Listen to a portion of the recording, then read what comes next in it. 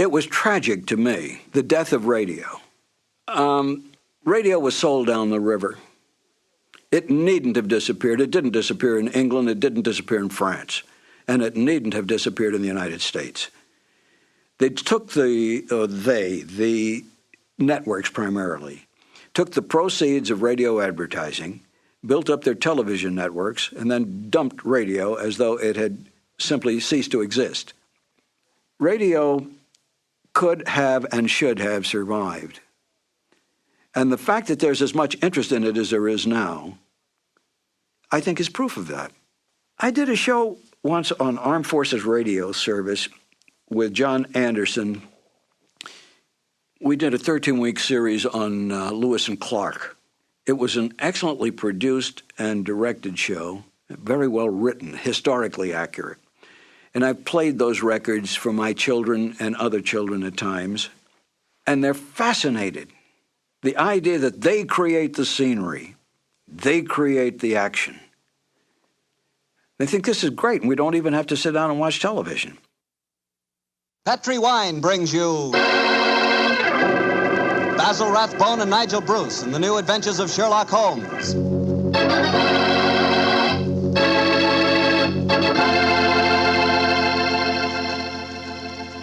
The Petri family, the family that took time to bring you good wine, invites you to listen to Dr. Watson tell us another exciting adventure he shared with his old friend, that master detective, Sherlock Holmes. You know, the lives of Holmes and Watson were not always filled with action. They spent many a quiet evening at home in Baker Street, discussing the problems of the world over a glass of port.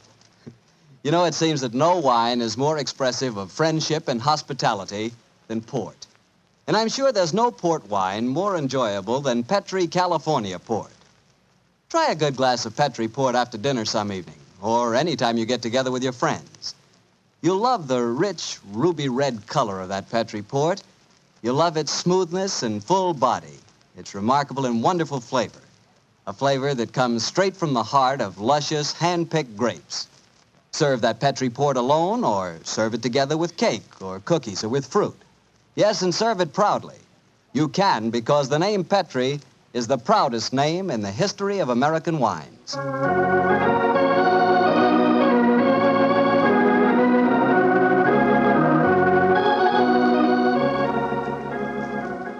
And now I'm sure our old friend Dr. Watson's expecting us. Let's tap on his study door.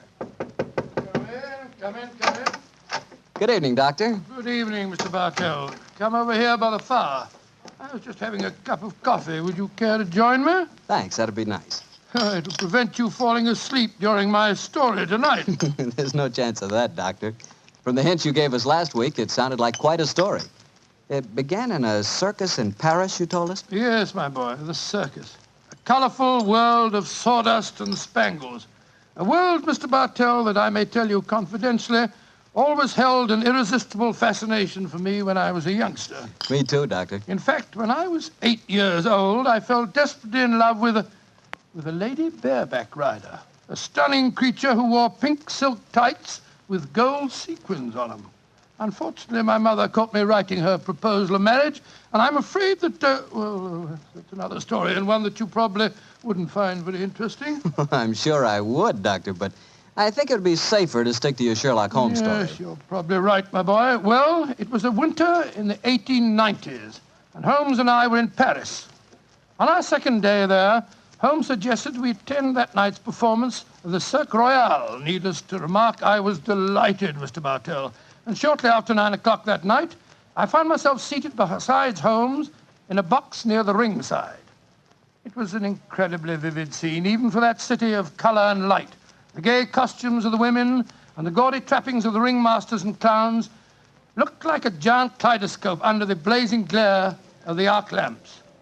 As we sat there, a brass band nearby blared forth some popular music of the day, and yet he didn't appear to be enjoying himself. And so I leaned across and touched his arm.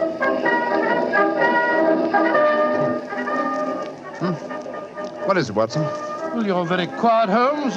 Aren't you having a good time? A good time, I suppose, old chap. I was just wondering where Mr. Edwards is. Mr. Edwards? Who's he? An extremely distinguished client who was to meet us in this box at 9 o'clock. Client. So this little excursion was on business after all. Yes, I might have known it. Don't worry, old fellow. In your case, I think you'll be able to combine quite a little pleasure with the business. Well, can't you be a little more explicit, Holmes? Shh. Here comes the ringmaster.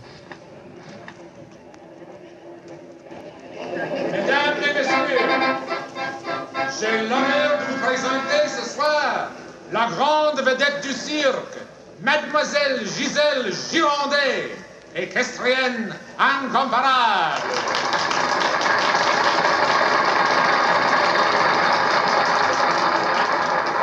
Giselle Gironde, yes, I've heard of her. She's a bareback rider, isn't she, Holmes? Honest in France, old fellow.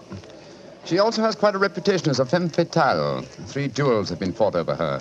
A young English officer in the Grenadier Guards committed suicide last year because of her. And a famous French banker is at present languishing in prison because her extravagances drove him to appropriate funds that did not belong to him. Yes, Watson, she's an extremely colorful personality. You know, Holmes, it's a funny thing. When I was 8 years old, I fell violently in love with a lady bareback rider. She wore thick silk tights with golden sequins on them, but unfortunately... Here she is, old fellow. Here she is.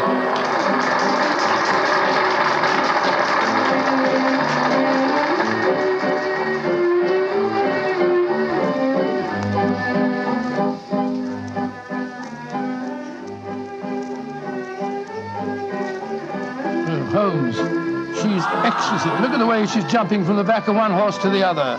Sheer poetry of motion. The lady appeals to you, Watson. By George, yes, indeed she does. In fact, Holmes, I don't mind telling you that if I weren't a married man and a poor you'd like man... to court the lady, eh? Yes, I should Excellent, indeed. old fellow, excellent. That's the very reason for our attendance at the Well, what in circus. heaven's name are you talking about, Holmes? Ah, there you are. Good evening, Mr. Edwards. Holmes, my dear fellow, how are you? I haven't seen you since that little affair at Windsor Castle when Mother... Excuse me, sir. I am Mr. Mycroft, and this is my friend, Sir William Nigel. Sir William Nigel? Of course. And I am Mr. Edwards. We must respect each other's incognitos, eh? How'd you do, Sir William? Well, I'm extremely honored to meet you, Your Royal... Mr. Edwards. How'd you like Giselle? Isn't she a stunning creature? Yes, indeed she is, sir. The four of us to have supper together after the performance tonight, I understand, Mr. Edwards. Well, unfortunately, I can't be there, Mycroft. There's some stupid affair at the embassy which I have to attend. We must postpone the dinner until tomorrow night. Oh, very well, sir. Come over to my hotel a little early and we can discuss the whole business. Personally, I think a lot of fuss is being made about nothing.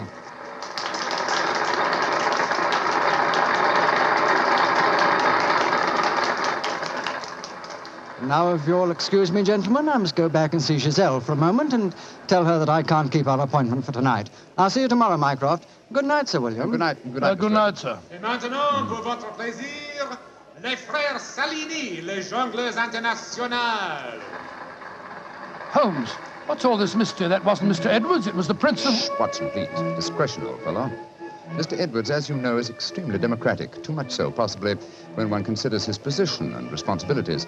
He's become quite seriously involved with Mademoiselle Giselle, the lady bareback rider who has just left the ring. Oh, so that's it. The Foreign Office, quite naturally, I suppose, is deeply concerned over the matter, and I've been entrusted with the delicate mission of protecting Mr. Edwards. Does Giselle Gironde know that his true identity, do you suppose? That's the first thing that we have to find out. It's possible that she is simply captivated by having a rich Englishman at her feet. If, on the other hand, she knows who Mr. Edwards is, then we may be in for a great deal of trouble. Yes, but how are you going to find that out? By tempting her with a richer Englishman, and one with a title. That, my dear fellow, is why you are Sir William Nigel. You mean that... Your job, old fellow, is to do your utmost to steal Giselle Gironde from Mr. Edwards. But, I don't even know the girl. We shall remedy that defect in a few minutes. As soon as the performance is over, my dear chap, I shall take you to her dressing room and arrange an introduction.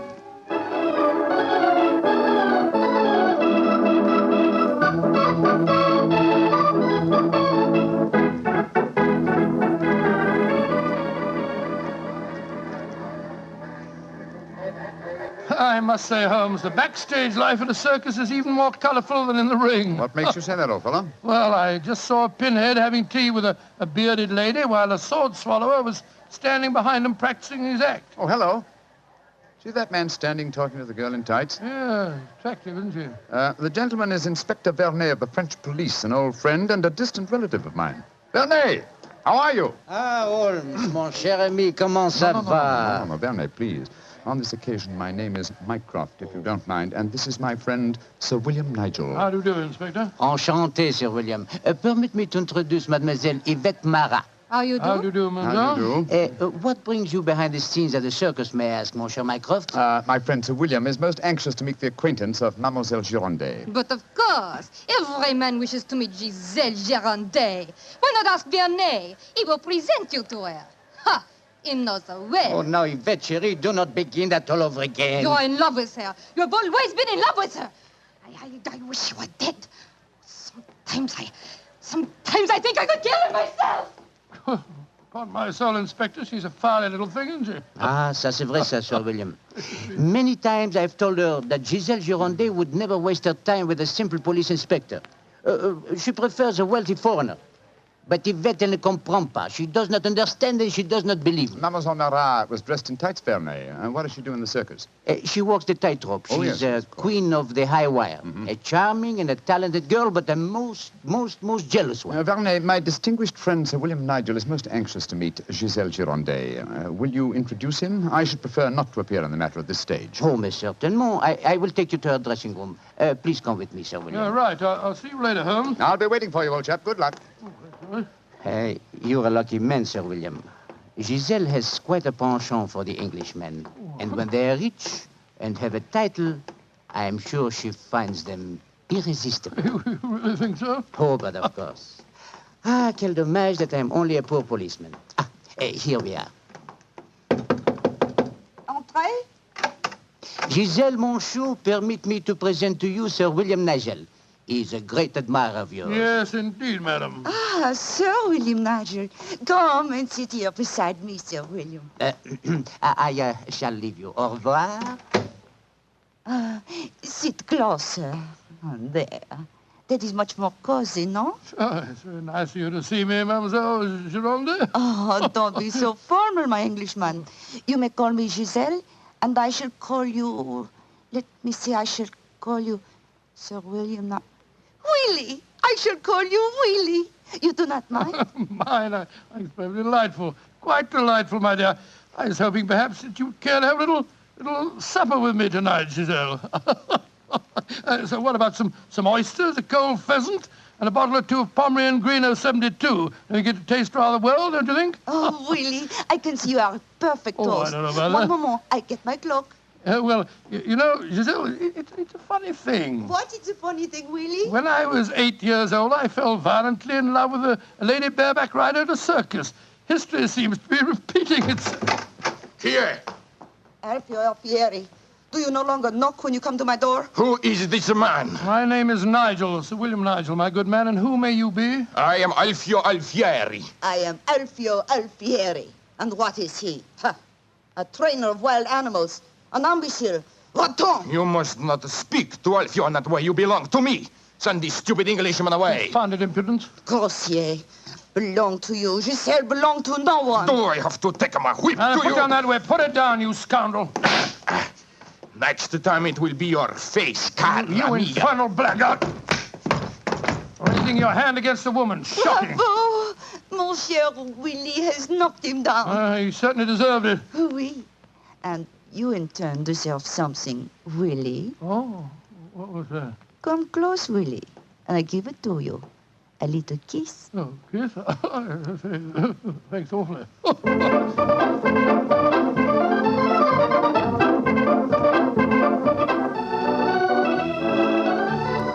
Oh, Willie, you are so strong, so resolute, so brave. Oh, it was nothing, my dear Giselle. Nothing at all. Here, more champagne, gosh. More champagne. Oh, Willie!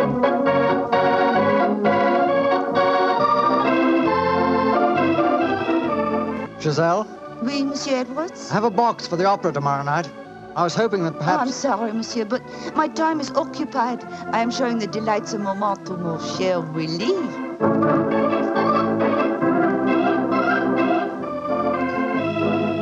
Mademoiselle est mieux le collier de perles à 5 rangs ou celui à 3 rangs? He says, which do I prefer, the 5-string color pearls or the 3-string color pearls?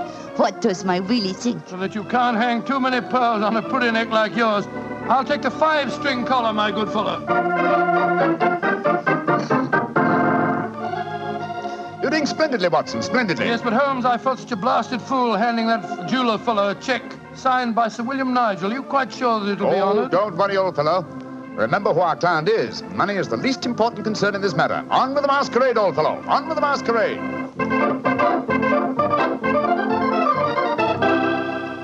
More champagne, garçon.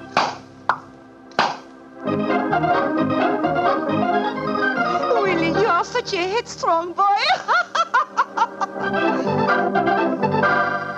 More champagne.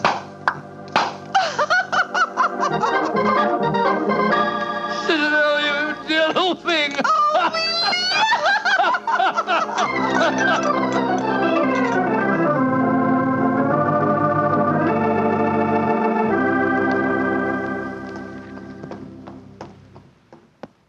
Good evening, Vernet. Has Mademoiselle Girondet come in for the evening performance yet? Yes, Monsieur Holmes. I escorted her to her dressing room half an hour ago. Monsieur Edwards is in there with her now. At last, it seems, she has use for a poor policeman. Last night, she found a threatening letter on her makeup table. Since then, she has been most grateful for my company. A threatening letter, eh? Any idea who might have sent it? Oh, yes, of course. I'm afraid I have, Monsieur Holmes. I told her to pay no attention. By the perfume of the notepaper, I recognized the sender. A jealous tightrope walker called Yvette Marat. Oh. Poor Yvette. She would make a very inferior criminal, I'm afraid. Still, Giselle asked me to stay outside her dressing room till the performance starts. You wish to see her? Yes. Oh, good evening, Mr. Edwards. Evening, Mycroft. Evening, Inspector Vernet. Comment ça va, Monsieur Edwards? Look here, Mycroft. I think this little game's gone far enough. Giselle has just refused another invitation of mine. Now, I know who Sir William Nigel is, and I swear I'll tell her. Don't you think, sir, that the lady is hardly worth bothering about? Surely this whole incident with Sir William proves that she's a scheming little adventuress. A fictitious title and an apparently bottomless purse have shown her up in her true colors. I could have told you the same thing without such an experiment, my friend. Well, I suppose you're right, Mycroft. I've been a fool. An idiot who lets a pretty ankle turn his head. A conceited dope. Let us just say, monsieur, that you have been a man. Good evening, sir. Good evening. Good evening. Just going back to see Giselle for a moment, I brought us these flowers for her. Oh, I'll be back in a jiffy. Just a minute, Watson. I hate to dampen your ardor, old chap, but the masquerade is ended. Ended? What do you mean it's It is no ended? longer necessary for you to impersonate Sir William Nigel or to pay court to Giselle. Oh, really? Really? Really? Well, that's a great relief, sir. Great relief. I've hated the whole business. Oh, yes, I'm sure you have. We appreciate the sacrifices that you've made, don't we, Sir Edward? Yes, indeed. Well, I must go back and see her once more, though. We had a rendezvous for tonight, and I must cancel it. A gentlemanly thing to do, you know. I won't be a minute. Never have I seen a man more downcast. Obviously, with him, my dear Holmes, business was a pleasure. Alfieri, where are you going? That Englishman. I just saw him go into Giselle's room. To whom are you referring? That man that called himself Sir William Nigel. Oh, yes. 2 days ago, he struck me. I have to settle with him. No man may strike Alfieri. Do not cause any more trouble, Alfieri. From what I've been told, you thoroughly deserved what happened to you. Here he come now. You, English, you. Alfieri challenge you to a duel. Holmes! Watson, old chap, what is it? You're as white as a ghost. It's Giselle. What's wrong with her? She's dead. She's lying there in her dressing room. Strangled. Strangled. And only half an hour ago, I spoke with her myself. Since then, I've been standing in this corridor, guarding her door at her own request. Only 2 men have entered Giselle's dressing room since then. You, Monsieur Edwards, and you, Sir William Nigel. What are you suggesting, Vernet? I am suggesting nothing. I am stating that these 2 gentlemen are under arrest for suspicion of murder.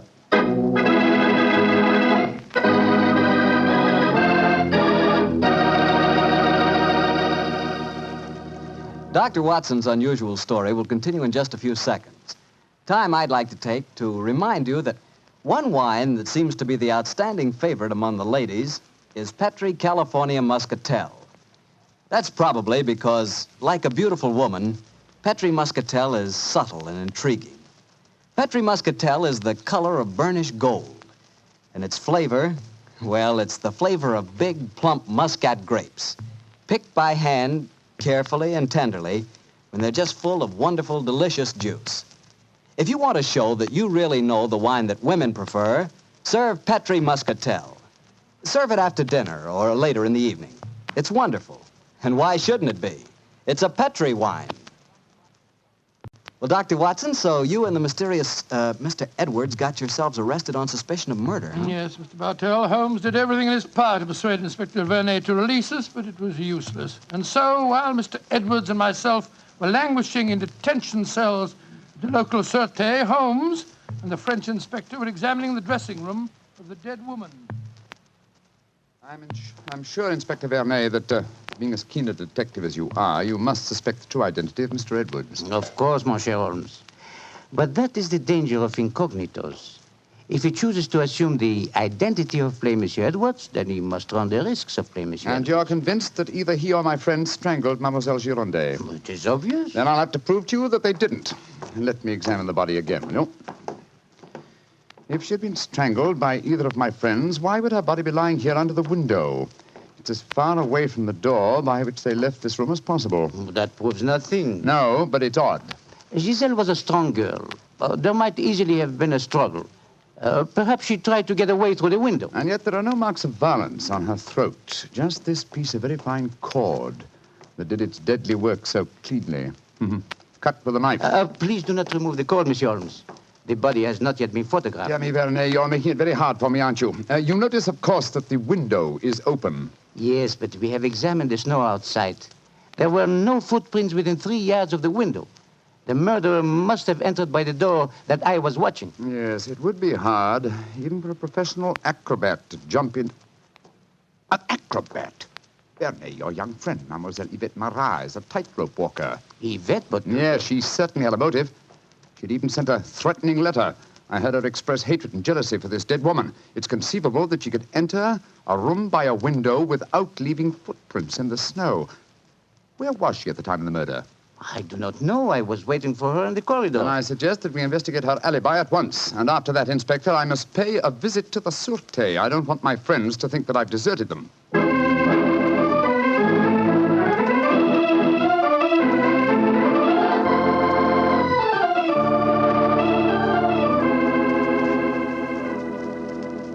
Excuse me, sir. Yes, Holmes. I'm afraid it looks rather black. As I was telling you, Yvette Marat, the tightrope walker, was able to establish a completely satisfactory alibi. Vernet still suspects you or Dr. Watson. Well, that's ridiculous. May I ask you a very straightforward question, sir? Of course. I can well understand that if you had gone into the dressing room and found the woman already murdered, you might easily be tempted to conceal the fact, to avoid a scandal involving your person. Will you swear to me, sir, on your true identity, that Giselle was alive when you left her? She was, Holmes. I swear it. Thank you, sir. That's all I wanted to know.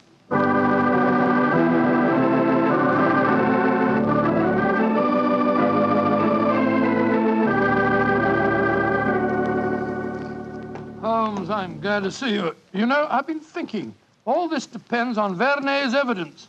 But supposing he was the murderer?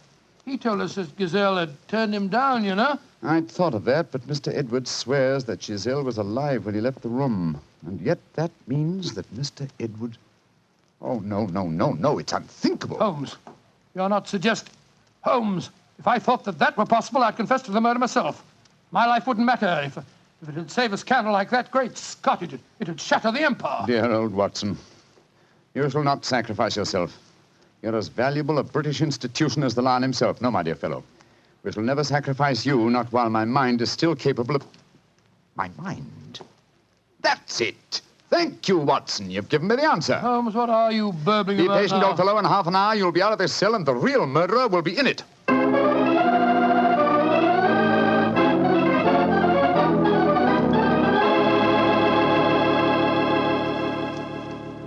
Questions.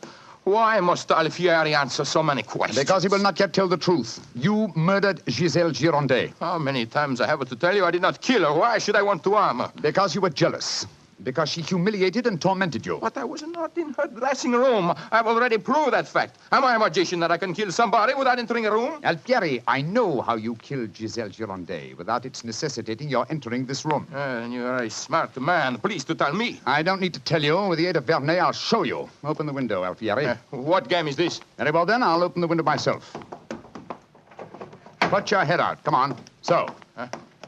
Who do you see? Inspector Vernet, standing 3 yards away, where you stood, and he's got your long training whip. No. Don't move. Stand there. The inspector hasn't your skill with a whip, but he wants to try a little experiment. No, leave me alone. All right, Vernet. I'm holding him.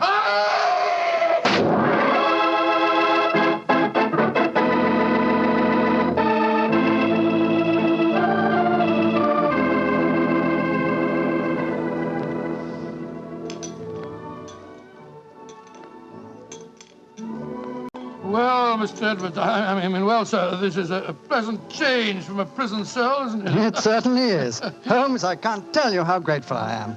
I still don't quite understand how you did it. Watson, in rather a roundabout way, was responsible for giving me the clue. Oh, how was that, Holmes? Well, on more than one occasion, old chap, I've had cause to deplore your rather florid style of writing. Tonight, I was very thankful for it. When I began to speak of the capabilities of my mind, suddenly I remembered a phrase of yours in which you referred to its whip-like rapidity and accuracy. That, of course, made me think of Alfieri, the animal trainer. Exactly how did he kill the poor girl? Well, sir, he stood outside the window, far enough away to leave no incriminating footprints. Called to Giselle, probably persuaded her to lean out, then snapped the whip around her neck, pulling it tight and strangling her. And then I suppose he cut the cord and let the body fall back into the room. Precisely, old fellow. We found a whipstock among his tackle, a whipstock from which the lash had been cut.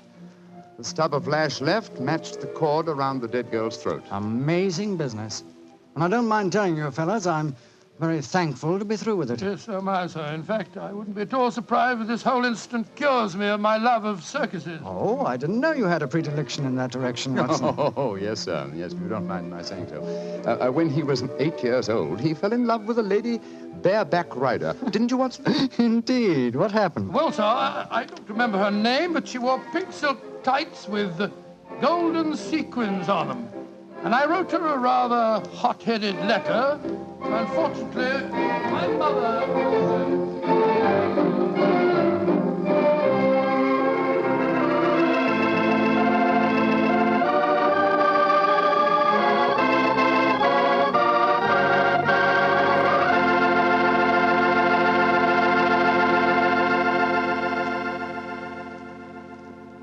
Well, Doctor, that was one of the most unusual stories you've ever told. And I might say you played a very prominent part in that case yourself. Oh, I suppose I did at that, Mr. Bartell. Giselle was a beautiful girl. Beautiful. Boy, I sure love that nickname she gave you. Wheelie. Yes, I thought it rather nice myself. Well, that is, I mean... Don't get embarrassed over a nickname, Doctor. You should hear the nickname I had. Well, when I went to school, all the girls called me Bottles. Bottles? Oh, I see, from Bartell. Bartell? Oh, Some nickname, like a prophecy. What do you mean? Well, they called me Bottles, and now that's what I like to talk about most. Bottles. Bottles of Petri wine. Oh, I should have known. And I'd like to talk about Petri wine because, as far as I'm concerned, it's the swellest wine that ever poured from a bottle. That's because the Petri family really knows how to make good wine. Well, they ought to. They've been making good wine ever since they started the Petri business way back in the 1800s. And since the Petri family has always personally owned and operated their business, they've been able to keep that fine art of winemaking right in the family, handing it on down from father to son, from generation to generation. So it's no wonder whenever you want a good wine, you want a Petri wine, because Petri took time to bring you good wine. Well, Dr. Watson, what new Sherlock Holmes story are you going to tell us about next week? Well, now, next week, Mr. Bartell, I'm going to tell you of a strange adventure that Holmes and I had in the swampy fenlands of Norfolk. It concerns a gypsy encampment, a child that vanished, and a horrible death in the murky depths of a fearsome quagmire.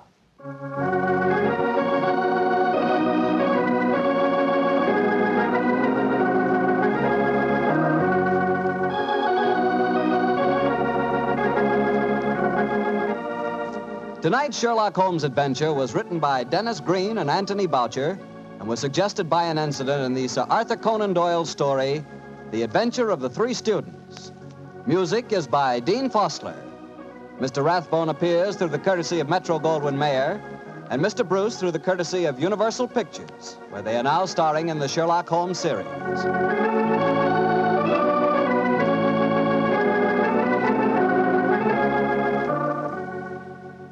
The Petri Wine Company of San Francisco, California, invites you to tune in again next week, same time, same station.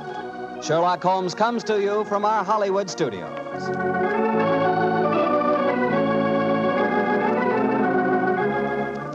This is Harry Bartell saying goodnight for the Petri family. For a solid hour of exciting mystery dramas, listen every Monday on most of these same stations at 8 o'clock to Michael Shayne, followed immediately by Sherlock Holmes. This is the Mutual Broadcasting System.